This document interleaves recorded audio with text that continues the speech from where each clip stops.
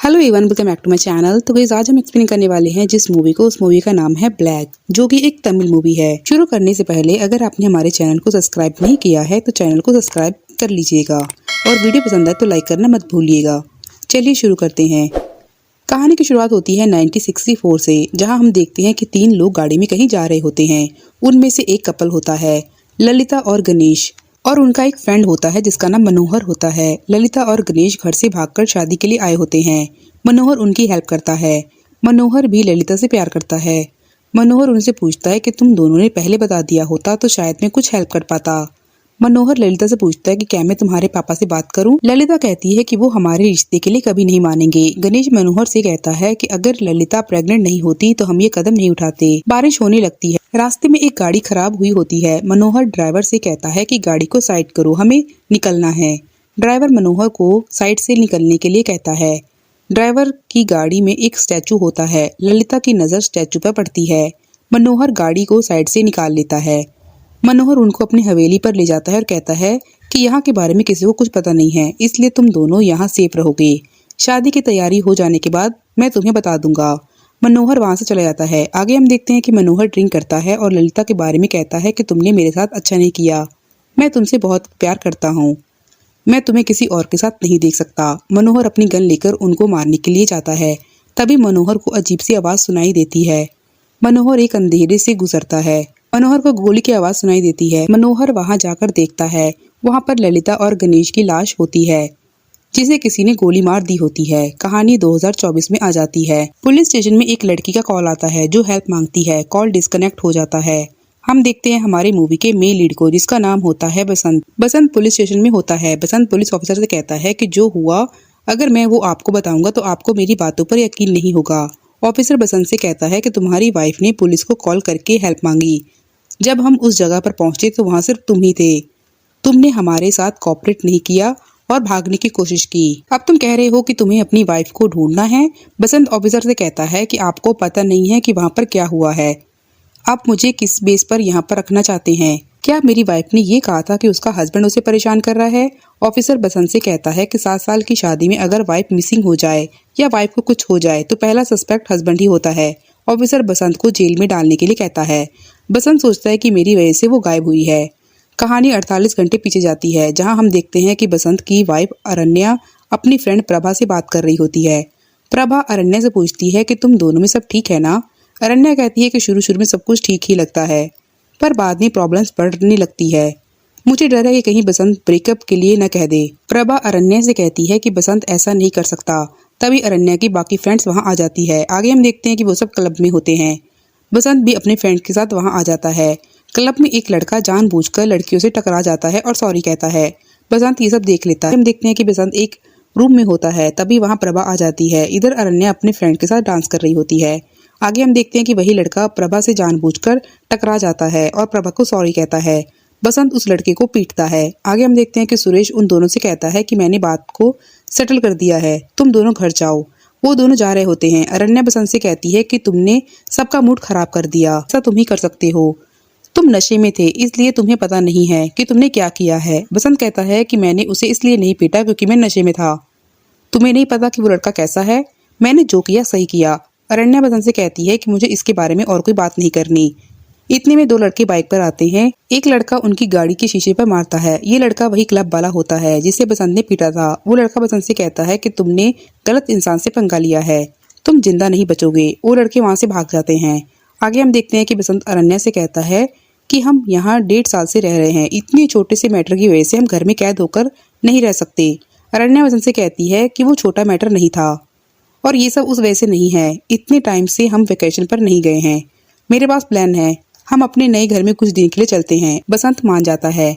आगे हम देखते हैं कि वो जा रहे होते हैं। रेडियो पर एक न्यूज चल रही होती है जिसमें बताया जाता है कि 60 सालों बाद ऐसा दिन आया है जब मून अपनी साइज से बड़ा हो जाएगा। अरण्या बसंत से कहती है कि तुम अब उदास मत बैठे रहो। बसंत बिल्ला की तरफ जा रहा होता है। रास्ते में उसे एक बड़ा स्टैचू दिखाई देता है। बसंत अरण्या से कहता है कि मुझे ऐसा लग रहा है जैसे ये पहले भी हो चुका है। अरण्या बसंत से कहती है कि ऐसा कई बार लगता है जैसे ये हमारे साथ पहले हो चुका है, पर असल में वो पहली बार हो रहा होता है।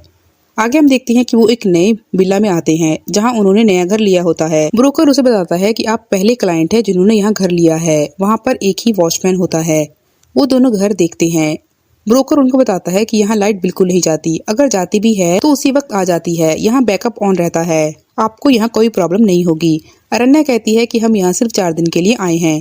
आगे हम देखते हैं कि अरण्या बसंत से कहती है कि हमें सुपरमार्केट जाकर सामान लाना होगा।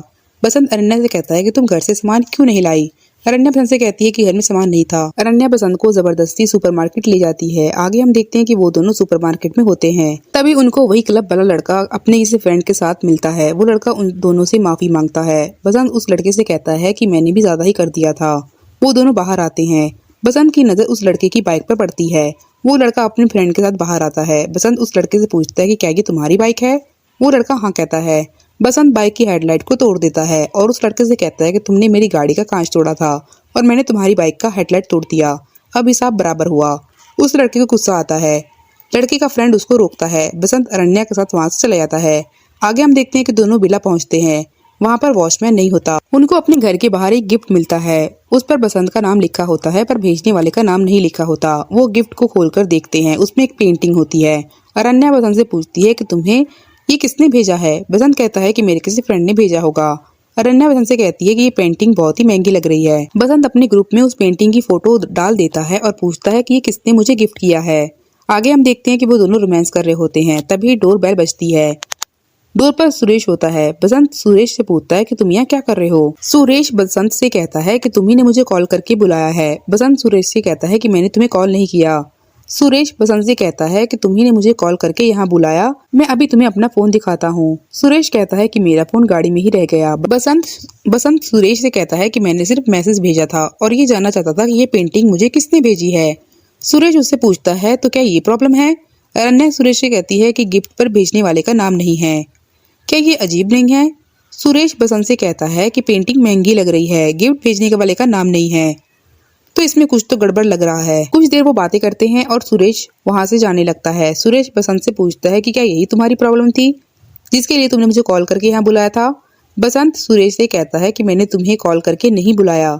सुरेश बसंत से पूछता है कि घड़ी में टाइम गलत क्यों है। बसंत सुरेश से कहता है कि हम अभी यहाँ आए हैं, मैं बाद में ठीक कर लूंगा। सुरेश वहां से चला जाता है। बसंत घड़ी में टाइम देखता है। घड़ी में 11:10 हो रहे होते हैं। आगे हम देखते हैं कि सुरेश के फोन में रात के 2:30 बज रहे होते हैं। सुरेश अपना फोन चेक करता है और कहता है कि बसंत ने मुझे कॉल किया था, पर उसने मुझे ऐसा क्यों बोला कि उसने मुझे कॉल नहीं किया था। इधर बसंत को उसके बॉस का कॉल आता है। बसंत सिग्नल प्रॉब्लम की वजह से बालकनी में बात करने चला जाता है। बसंत को नीचे से आवाज आती है। बसंत बात करके अंदर आता है। अचानक से उनको अजीब आवाजें सुनाई देने लगती है और फिर लाइट चली जाती है। थोड़ी देर इंतजार करने पर लाइट नहीं आती तो बसंत ब्रोकर को कॉल करता है और कहता है कि लाइट चली गई है। ब्रोकर बसंत से कहता है कि वॉचमैन जनरेटर ऑन कर देगा। बसंत कहता है कि वॉचमैन गेट पर नहीं है। ब्रोकर बसंत से कहता है कि पार्किंग में जनरेटर है, उसको ऑन करना होगा। बसंत अरण्या से कहता है कि मुझे जाकर जनरेटर ऑन करना पड़ेगा। अरण्या बसंत से कहती है कि मैं भी साथ चलूंगी। आगे हम देखते हैं कि वो दोनों पार्किंग में जाते हैं। बसंत जनरेटर ऑन कर देता है। लाइट आ जाती है। बसंत को कुछ याद आता है। अरण्या बसंत से पूछती है कि क्या तुम्हें फिर से लग रहा है जैसे ये पहले भी हो चुका है, तुम ज्यादा सोच रहे हो। अरण्या बसंत को हक करती है। अरण्या वहीं पर किसी को देखती है। अरण्या बसंत से कहती है कि यहाँ कोई है। वो दोनों वहां पर जाकर देखते हैं पर वहां पर कोई नहीं होता। बसंत अरण्या से कहता है कि हो सकता है कि तुम्हें वहम हुआ हो या फिर सच में कोई यहाँ था। आगे हम देखते हैं कि वो दोनों अपने घर वापस आ जाते हैं। अरण्या कैंडल बुझा रही होती है।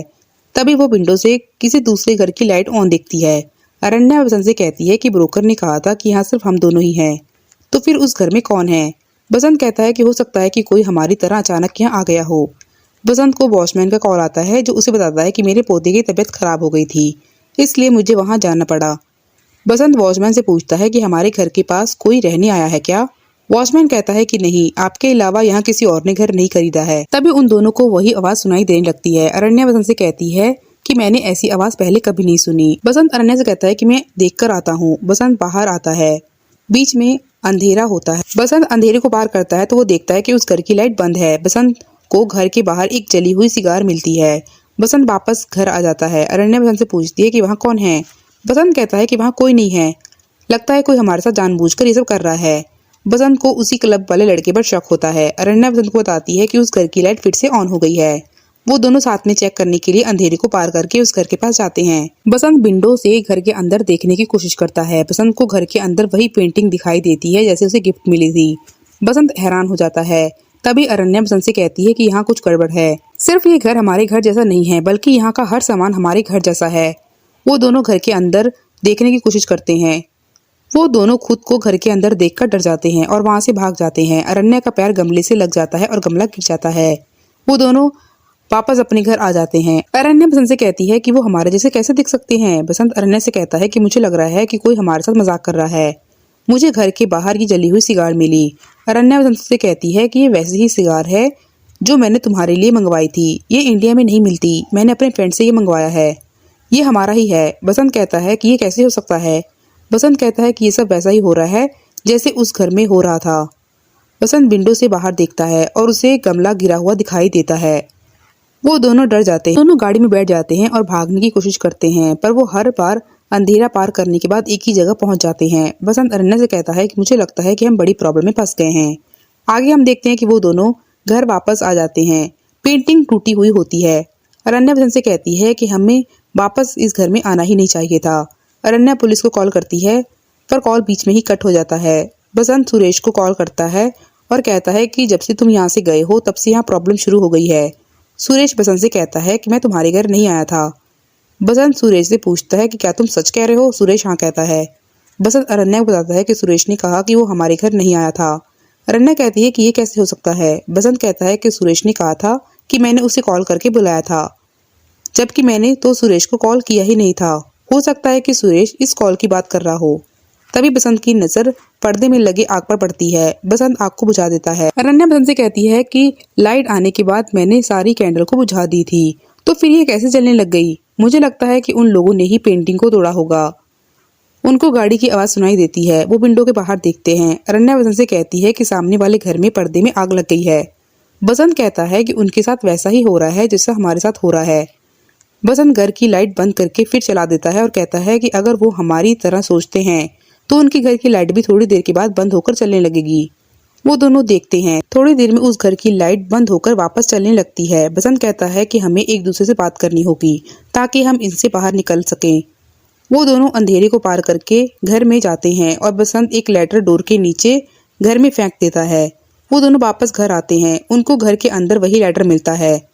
उनको कुछ समझ नहीं आता। तभी सेम लेटर रोड के नीचे उनके घर के अंदर आता है। वो हैरान हो जाते हैं। तभी दूसरा बसंत उनके घर में आ जाता है। दोनों बसंत आपस में फाइट करते हैं। अरण्या दूसरे वाले बसंत पर हमला करती है और वो वहां से भाग जाता है। आगे हम देखते हैं कि बसंत ड्रिंक करता है। बसंत को गुस्सा आता है। बसंत घड़ी में टाइम देखता है। घड़ी में रात के 2 बज रहे होते हैं। बसंत उस दूसरे बसंत को मारने के लिए जाता है।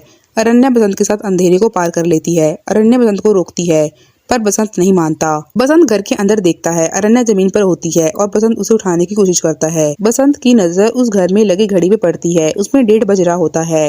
बसंत अरण्या को लेकर वापस घर आ जाता है। बसंत की नजर घड़ी पे पड़ती है जिसमें 1 बज रहा होता है। बसंत अरण्या से कहता है कि जब हम यहाँ से गए थे तब तो यहाँ 2 बज रहे थे ना। अरण्या बसंत से कहती है यहाँ का पर्दा जला हुआ नहीं है और पेंटिंग भी टूटी नहीं है। बसंत ड्रग की बोतल को फेंक देता है और सारी शराब की बोतलें खाली कर देता है। अरण्या बसंत से पूछती है कि तुम्हें क्या कर रहे हो। बसंत कहता है कि मुझे लग रहा है कि 1:30 बजे कुछ बुरा होने वाला है। तभी उनको गाड़ी की आवाज सुनाई देती है। वो खुद की गाड़ी को अंधेरे में जाते हुए देखते हैं। बसंत अरण्या से कहता है कि मुझे लगता है कि उस अंधेरे में ही प्रॉब्लम है। अरण्या बसंत से पूछती है कि अब हम क्या करें। 1:30 बजने में सिर्फ 15 मिनट बाकी है। बसंत कहता है कि हमें सही टाइम में पहुंचना हो। वो दोनों अंधेरे को पार करके उस टाइम में चले जाते हैं जहां बसंत को उसके बॉस का कॉल आया था। बसंत अरण्या से कहता है कि हम ज्यादा पीछे आ गए हैं। बसंत अरण्या को वहां से चलने के लिए कहता है। तभी अरण्या बालकनी में बात कर रहे बसंत की बातें सुन लेती है। उसे प्रभा का कॉल आया होता है। बसंत उसे झूठ बोला था कि उसके बॉस का कॉल आया है। बसंत को पेंटिंग प्रभा ने भेजी थी। अरण्या को पता चलता है कि बसंत उसे धोखा दे रहा है। वो वहां से जाने लगती है। बसंत अरण्या से कहता है कि तुम गलत सोच रही हो, ऐसा कुछ नहीं हुआ था। कहानी फ्लैशबैक पर जाती है जहाँ बसंत अकेला होता है। तभी प्रभा वहाँ आ जाती है। प्रभा बसंत को किस करने लगती है। बसंत प्रभा को रोकता है। तभी वहाँ कुछ और लोग आ जाते हैं। कहानी पजल में आ जाती है। बसंत अरण्या से कहता है कि प्रभा ने मुझे सॉरी कहने के लिए वो पेंटिंग गिफ्ट की थी। हमारे बीच ऐसा कुछ नहीं हुआ। अरण्या नहीं मानती और अकेले ही अंधेरे को पार कर लेती है। बसंत को अरण्या नहीं मिलती। तभी पुलिस वहां आ जाती है और बसंत को अरण्या के मिसिंग केस में अरेस्ट कर लेती है। कहानी वहीं आ जाती है जहां बसंत पुलिस स्टेशन में होता है। उसे जेल में डालने के लिए ले जाने लगते हैं। बसंत सोचता है कि मेरी वजह से अरण्या गायब हुई है, मुझे उसे ढूंढना होगा। बसंत पुलिस स्टेशन से भाग जाता है और वापस उसी विला की तरफ जाता है। रास्ते में उसे मनोहर की गाड़ी मिलती है। बसंत मनोहर का पीछा करता है। बसंत मनोहर के घर पहुंच जाता है। बसंत मनोहर को बताता है कि मेरी वाइफ गायब हो गई है। मुझे लगता है कि वो गलत टाइम में चली गई है। आप मेरी हेल्प करो। मनोहर बसंत को बताता है कि मेरे साथ भी ऐसा हो चुका है। मुझे भी अजीब सी आवाज सुनाई दी थी। कहानी फ्लैशबैक में जाती है जहाँ मनोहर ललिता और गणेश को मारने जा रहा होता है। मनोहर अंधेरे को पार करता है तो उसे गोली चलने की आवाज सुनाई देती है। मनोहर जाकर देखता है तो किसी ने ललिता और गणेश को गोली मार दी होती है। मनोहर को एक आदमी भागते हुए दिखाई देता है। वो उसका पीछा करता है और वो हैरान हो जाता है क्योंकि जिसने उन दोनों को मारा होता है वो मनोहर ही होता है। कहानी प्रेजेंट में आ जाती है। मनोहर बसंत से कहता है कि मेरी बात पर किसी ने यकीन नहीं किया। मुझे पागल समझ लिया गया पर मैंने साबित कर दिया कि मैं पागल नहीं था। बसंत पूछता है तो क्या इस जगह में ही प्रॉब्लम है? मनोहर बसंत को बताता है कि 1941 में यहाँ एक सीक्रेट लैब में रिसर्च चल रहा था। वो रिसर्च क्या था किसी को कुछ नहीं पता। उसके बाद यहाँ बिल्डिंग बन गई और उस रिसर्च का असर अभी तक है। बसंत मनोहर से कहता है कि मैं अपनी वाइफ को वापस कैसे लेकर आऊं। आगे हम देखते हैं कि बसंत मनोहर से कॉल पर बात कर रहा होता है। बसंत मनोहर से पूछता है कि मुझे कैसे पता चलेगा कि असली अरण्या कौन से टाइम में है। मनोहर बसंत से कहता है कि जिस टाइम में तुम्हें अरण्या अकेली नहीं मिली तो तुम्हें दूसरे बसंत को मारना होगा। बसंत बिला पहुंचता है। पुलिस वहां पहुंच जाती है और बसंत को पकड़ लेती है। बसंत ऑफिसर से कहता है कि मैं अपना गुनाह कबूल करने के लिए तैयार हूँ। मैंने ही अपनी वाइफ को मारा है। उसकी लाश अंदर है। ऑफिसर बाकी सबको चेक करने के लिए घर के अंदर भेज देता है। बसंत भागने की कोशिश करता है और अंधेरे को पार कर लेता है। पुलिस ऑफिसर देखता है कि बसंत गायब हो चुका है। बसंत अरण्या को घर में अकेला देखता है और घर के अंदर आ जाता है। अंदर दूसरे बसंत को देखकर वो दूसरे बसंत से फाइट करने लगता है। अरण्या बसंत पर हमला करती है और उसे वहां से भगा देती है। बसंत अलग टाइम में जाता है जहाँ वो अरण्या को दूसरे बसंत के साथ देखता है। बसंत डिसाइड करता है कि वो इस बसंत को मार देगा। बसंत उसे मारने के लिए घर के अंदर जाता है जहाँ वो देखता है कि अरण्या बसंत को बता रही होती है कि वो प्रेग्नेंट है। बसंत वापस अलग टाइम में जाता है और बेड को चेक करता है। बसंत को सोनोग्राफी की रिपोर्ट मिलती है और बसंत को पता चलता है कि अरण्या सच में प्रेग्नेंट है। बसंत दुखी हो जाता है। तभी अरण्या पुलिस के साथ वहां आती है। बसंत अरण्या को देखकर खुश हो जाता है। अरण्या बसंत से पूछती है कि तुम कहाँ चले गए थे? मैंने तुम्हें कितना ढूंढा। आगे हम देखते हैं कि वो दोनों गाड़ी में होते हैं। अरण्या को सुरेश का कॉल आता है। अरण्या सुरेश से कहती है कि बसंत मिल गया है। घर की लाइट चली गई थी और लाइट वापस नहीं आई। बसंत जनरेटर ऑन करने गया था फिर वापस नहीं आया। बसंत हैरान हो जाता है और समझ आता है कि वो फिर से गलत टाइम में आ गया है। आगे हम देखते हैं कि बसंत पेट्रोल पंप पर वॉशरूम यूज करने के लिए जाता है। वहां पर दूसरा बसंत आ जाता है और वो इस वाले बसंत को मार देता है। वो वापस अरण्या के पास आ जाता है। यहीं पर ये मूवी खत्म हो जाती है। आपको ये मूवी कैसी लगी हमें कमेंट करके जरूर बताना और अगली आप कौन सी मूवी की एक्सप्लेनेशन चाहते हैं हमें कमेंट करके बताना मत भूलिएगा। मिलते हैं एक और मूवी की